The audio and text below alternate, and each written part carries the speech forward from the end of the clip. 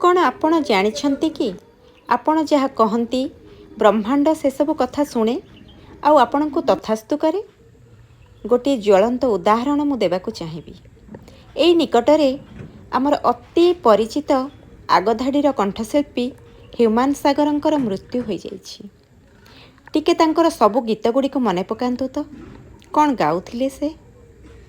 ଆଜି ରାତି ଗଲେ ପାହି ଜଳିବ ମୋ ଜୁଇ, ମୁଁ ମରିଯିବି, ମୁଁ ଚାଲିଯିବି, ଜୀବନର ବାଜିରେ ଯାଇଛି ହାରି, ମୁଁ ଯାଇଛି ମରି, ଏମିତି କେତେ ଗୀତ। ଶେଷରେ ଦେଖିଲେ ତ କ'ଣ ହେଲା।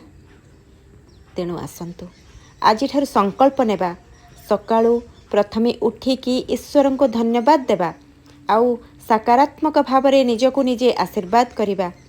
ମୁଁ ବହୁତ ଭଲ, ମୁଁ ସାତ୍ୱିକ, ମୁଁ ସୁସ୍ଥ, ମୁଁ ନିରୋଗ, ମୁଁ ଅକ୍ରୋଧୀ, ମୁଁ ଅମାନୀ, ମୁଁ ନିରଳସ, କାମ ଲୋଭ ଜିଦ୍ ବସି, ମୋ ଇଷ୍ଟପ୍ରାଣ, ମୁଁ ସେବାପଟୁ, ଅସ୍ତି ବୁଦ୍ଧି ଯାଜନ ଜୈତ୍ର, ପରମାନନ୍ଦ ଉଦ୍ଦୀପ୍ତ, ଶକ୍ତି ସମୃଦ୍ଧି, ମୋତେ ଗ୍ରହଣ କର, ପ୍ରଣାମ ନିଅ।